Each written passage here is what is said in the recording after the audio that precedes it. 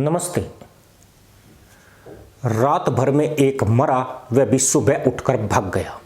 यानी इस्लामाबाद की वो रात खत्म हो चुकी है जिसका असर अब पूरी दुनिया को हिलाने वाला है। कैमरे बंद हो गए, दरवाजे खुल गए, हीरा मंडी में गधैया नृत्य थम गए और जेडी वेंस की अगुवाई में अमेरिकी टीम चुपचाप पाकिस्तान से निकल गई, बिना किसी समझौते के, बिना किसी संयुक्त बयान के। और यही खामोशी सबसे बड़ा संकेत है कि पर्दे के पीछे कुछ बहुत बड़ा टूट चुका है और अब जो होने वाला है वो पहले से कहीं ज्यादा खतरनाक हो सकता है।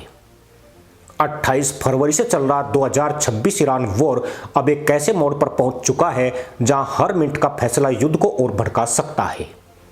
8 अप्रैल को जो 2 हफ्ते का सीज फायर लागू हुआ था वो अब सिर्फ कागज पर ही बचा है।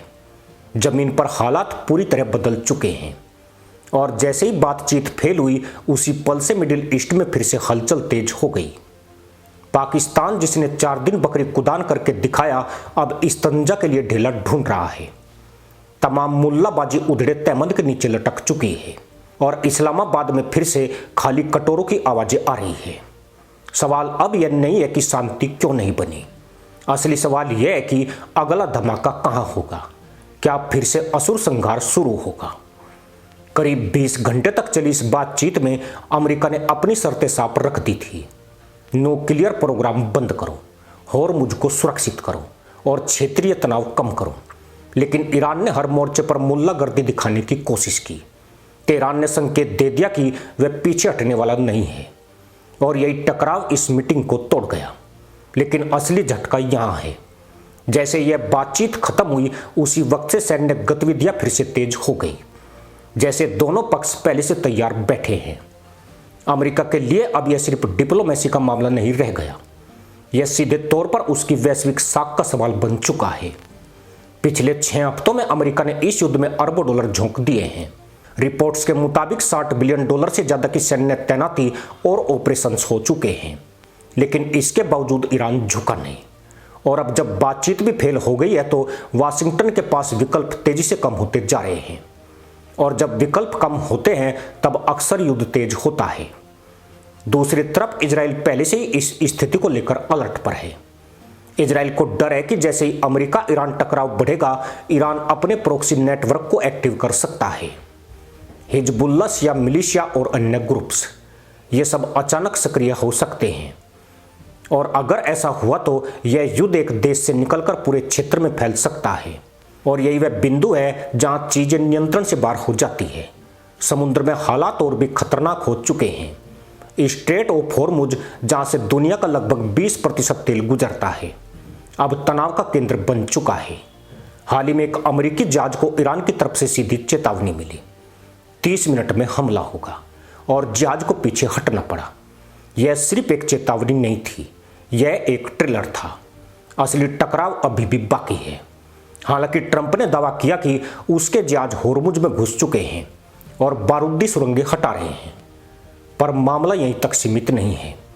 अब अगर होर्मुज में जरा सा भी व्यवधान आता है तो इसका असर सीधा वैश्विक बाजार पर पड़ेगा। तेल की कीमतें फिर से $90 से ऊपर जाने के संकेत दे चुकी है और अगर स्थिति बिगड़ी तो यह $120 प्रति बैरल तक जा सकती है। भारत जैसे देश जो अपनी जरूरत का 85% तेल आयात करते हैं उन पर इसका सीधा असर पड़ रहा है। यानी यह युद्ध सिर्फ मिडिल ईस्ट तक सीमित नहीं है, यह हर घर तक पहुंच रहा है और अब सबसे खतरनाक संभावना सामने आ रही है, सीधा सैन्य टकराव। अमेरिका के पास अब 2 ही रास्ते बचे हैं, या तो वह एक और कोशिश करे बातचीत की या फिर दबाव को सैन्य स्तर पर बढ़ा दे। लेकिन जिस तरह से बातचीत अचानक खत्म हुई है उससे संकेत मिल रहे हैं कि अगला कदम सख्त हो सकता है और जैसे ही अमेरिका कोई बड़ा कदम उठाएगा ईरान उसका जवाब जरूर देगा। ईरान की रणनीति भी साफ है, वह सीधे टकराव से नहीं डरता बल्कि उसे अपने फायदे में बदलने की कोशिश करता है। पिछले कुछ सालों में उसने अपनी मिसाइल रेंज 2000 किलोमीटर तक बढ़ाई है और उसकी ड्रोन क्षमता अब क्षेत्रीय शक्ति संतुलन को बदल रही है। अगर उस पर फिर से हमला होता है तो वह सिर्फ जवाब नहीं देगा बल्कि उसे बड़ा बनाने की कोशिश करेगा और यही इस पूरे संकट का सबसे खतरनाक पहलू है।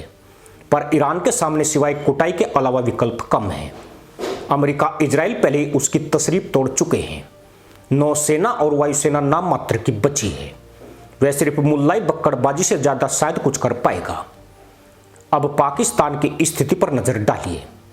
जिसने इस पूरी बातचीत को होस्ट किया वही अब सबसे अजीब स्थिति में खड़ा है। पाकिस्तान ने खुद को एक शांति दूत के रूप में पेश करने की कोशिश की, लेकिन बातचीत फेल होने के बाद उसकी भूमिका कमजोर पड़ गई है। सवाल उठ रहा है, क्या पाकिस्तान वाकई इस स्तर की कूटनीति संभाल सकता है या फिर यह सिर्फ एक असफल प्रयोग बनकर रह गया। लेकिन कहानी यहीं नहीं रुकती, क्योंकि अब जो हो रहा है वह ज्यादा खतरनाक है। बैकडोर मूवमेंट्स जैसे ही सामने से बातचीत फेल हुई, पर्दे के पीछे गतिविधियां तेज हो गई है। अलग अलग देशों के जरिए नए चैनल खोलने की कोशिश हो रही है। लेकिन यहां सबसे बड़ा ट्विस्ट यह है कि जब बैकडोर डील शुरू होती है तब अक्सर जमीन पर तनाव और ज्यादा बढ़ता है ताकि दबाव बनाया जा सके, और यही अब हो रहा है। सीज फायर कमजोर हो गया है, समुद्र में टकराव बढ़ रहा है, प्रोक्सी ग्रुप सक्रिय हो रहे हैं और हर कदम के साथ यह संकट और गहरा होता जा रहा है। अब अगर आने वाले 48 से 72 घंटों में कोई बड़ा कदम नहीं उठाया गया तो स्थिति तेजी से नियंत्रण से बाहर जा सकती है। दुनिया के बड़े देश भी अब इस पर नजर बनाए हुए हैं, क्योंकि यह सिर्फ एक क्षेत्रीय युद्ध नहीं है, यह ग्लोबल पावर बैलेंस का मामला बन चुका है। अगर अमेरिका पीछे हटता है तो उसकी साख पर असर पड़ेगा, अगर वह आगे बढ़ता है तो युद्ध फैल सकता है, और अगर ईरान झुकता है तो उसका क्षेत्रीय प्रभाव कमजोर होगा। यानी हर स्थिति में दांव बहुत बड़ा है। और इसी बीच सबसे बड़ा सवाल उठता है, क्या यह सिर्फ शुरुआत है? क्योंकि इतिहास गवाह है कि जब बातचीत इस तरह टूटती है तो उसके बाद अक्सर बड़े संघर्ष होते हैं। और इस बार हालात और भी जटिल हैं, क्योंकि इसमें सिर्फ 2 देश नहीं बल्कि पूरा क्षेत्र शामिल है। इस पूरे घटनाक्रम का सबसे खतरनाक संकेत यही है कि अब नियंत्रण धीरे धीरे हाथ से निकल रहा है। छोटे छोटे फैसले बड़े परिणाम दे सकते हैं। एक मिसाइल, एक हमला, एक गलती और पूरा क्षेत्र आग में घिर सकता है। और यही वजह है कि इस वक्त दुनिया की नज़र सिर्फ एक चीज पर टिकी हुई है, अगला कदम कौन उठाएगा, क्योंकि वही तय करेगा कि यह संघर्ष यहीं रुकता है या फिर एक बड़े युद्ध में बदल जाता है। लेकिन जो संकेत अभी तक सामने आए हैं वो यही बता रहे हैं कि शांति की उम्मीद कमजोर हो रही है और टकराव की संभावना मजबूत। और जब टकराव मजबूत होता है तो इतिहास खुद को दोहराने लगता है, और इस बार हुरों के तबेलों में बहुत बड़ा कांड होने वाला है। इसी के साथ अनुमति दोस्तों, जय हिंद, वंदे मातरम।